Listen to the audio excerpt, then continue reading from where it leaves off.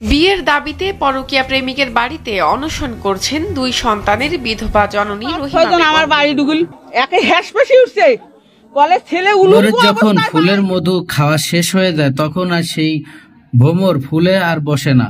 তেমনই ঘটেছে এই ঘটনা। সুপ্রিয় দর্শক শ্রোতা, আসসালামু আলাইকুম। দেশে এবং প্রবাসে, দূরে এবং কাছে যে যেখান থেকে আজকের এই ভিডিওগুলো দেখার জন্য প্লে করেছেন, সবাইকে আন্তরিক শুভেচ্ছা, অভিনন্দন। দর্শক শ্রোতা, শুরু থেকে যে ভিডিও ক্লিপটা দেখেছেন হয়তোবা আপনারা বুঝতে পেরেছেন কি ঘটনা ঘটেছিল।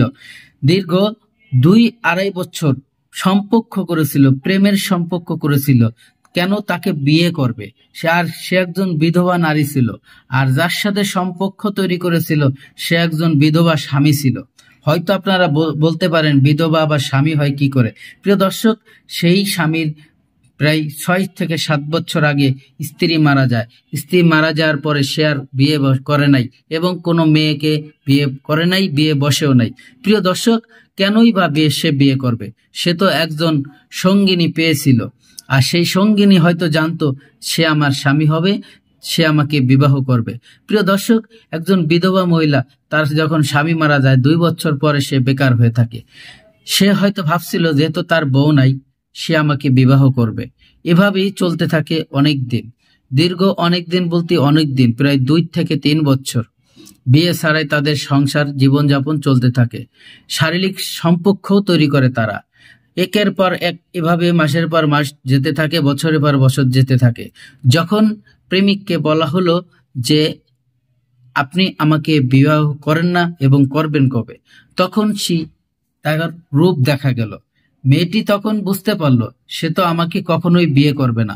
প্রিয় দর্শক, গ্রামবাসীরা হতভম্ব হয়ে গেছে, হতাশ হয়ে গেছে। কি করেছিল এরা আর কি ঘটনা ঘটেছিল? আজকে এই ভিডিওগুলো দেখার জন্য যারা প্লে করেছেন সবাইকে অনুরোধ করব সম্পূর্ণ ভিডিওটি কন্টিনিউ করবেন, কারণ বিশেষ কিছু তথ্য আপনারা জানতে পারেন। বিশেষ করে প্রবাসী যে ভাইয়েরা রয়েছে, প্রবাসী ভাইদেরকে আমি অনেক সম্মান করি, অনেক ইজ্জত করি, কারণ প্রবাসী ভাইয়েরা এই বাংলাদেশে শুধু রেমিডেন্স পাঠায় না, তাদের নিজের তারা প্রত্যেকটি ফ্যামিলি থেকে একজন সে যোদ্ধা। শুধু সৈনিক যারা যুদ্ধে যায়, যারা অস্ত্র হাতে করে যুদ্ধ করে, শুধু তারাই সৈনিক না, এই প্রবাসী ভাইয়েরা যারা রেমিডেন্স পাঠায় তারা একজন এই দেশের যোদ্ধা, এবং প্রত্যেকটা ফ্যামিলি মেম্বার সবার কাছে সে যোদ্ধা। প্রিয় দর্শক, এতটা কষ্ট করে প্রবাসে যায়, আর তার স্ত্রী, সে একজন স্ত্রীকে, তার স্ত্রী যখন অন্য ছেলের সাথে পরকীয়া করে, প্রিয় দর্শক, তার স্বামী এই ঘটনা জানার পরে সে প্রবাসে আত্মহত্যা করে এবং দুনিয়া থেকে বিদায় হয়ে যায়। সে তার স্বামীকে হারায় ফেলায়, আর স্বামী তার স্ত্রীকে দুনিয়াতে থুয়ে যায়। প্রিয় দর্শক, এই ঘটনাগুলো আমাদের বাংলাদেশ জুড়ে প্রত্যেকটি অঞ্চলে হয়তো কম বেশি রয়েছে। অনেকে হয়তো আমরা জানি না, অনেকে অনেকটা জানি। যেটা মিডিয়াতে আসে সেটাই কিন্তু মানুষ জানে, যেটা মানুষের মুখে প্রচার হয় সেই ঘটনায় কিন্তু মানুষরা জানে। আসলে গোপনে কত কিছু চলতেছে এটা কিন্তু মানুষ কখনোই জানতে পারে না। প্রিয় দর্শক, এখন সেই মহিলাটি অন্য আরেকটি ছেলের সাথে সম্পর্ক তৈরি করেছিল, যার বউ ছিল না, 6 বছর আগে মারা গেছিল। এখন তাকেও সে বিয়ে করবে না। সে যখন বিবাহর কথা বলল তখনই তার রূপটা দেখা গেল। সেই রূপ দেখার পরে সেই মেয়েটি বুঝতে পেরেছে, আর সে যখন বুঝতে পেরেছে সে আমাকে বিবাহ করবে না, দিনের পর দিন, বছরের পর বছর আমার সাথে সে টাইম পাস করছে, সময় কাটাইছে, ঠিক সেই মুহূর্তে সেই স্বামীর বাড়িতে এসে সে অন্বেষণ করতেছে বিবাহর দাবিতে। কেন?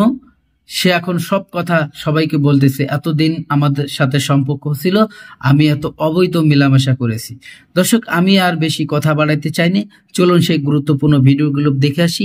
ভিডিওতে যাওয়ার আগে ছোট্ট করে একটি রিকোয়েস্ট করবো, দর্শক, আপনি যদি আমার চ্যানেলে নতুন বন্ধু হয়ে থাকেন, ভালো লাগলে চ্যানেলটিকে সাবস্ক্রাইব করে রাখবেন, আর ভিডিওগুলো বেশি বেশি শেয়ার করে দিবেন, বন্ধুদেরকে দেখার সুযোগ করে দিবেন।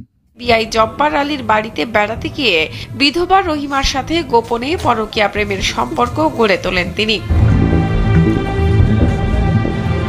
সম্প্রতি মধ্যরাতে বিধবা রহিমার ঘরে ঢোকেন কবজ আলী।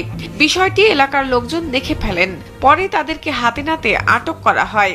এদিকে কবজ আলীর ছেলে আবুল কালাম বিষয়টি জানতে পেরে রাতেই কিছু ভাড়াটিয়া লোকজন এনে তার বাবাকে ছিনিয়ে নিয়ে যায়। পরের দিন সকালবেলায় বিধবা রহিমা বেগম কবজ আলীর বাড়িতে গিয়ে বিয়ের দাবিতে অনশন শুরু করেছে বলে জানান স্থানীয়রা।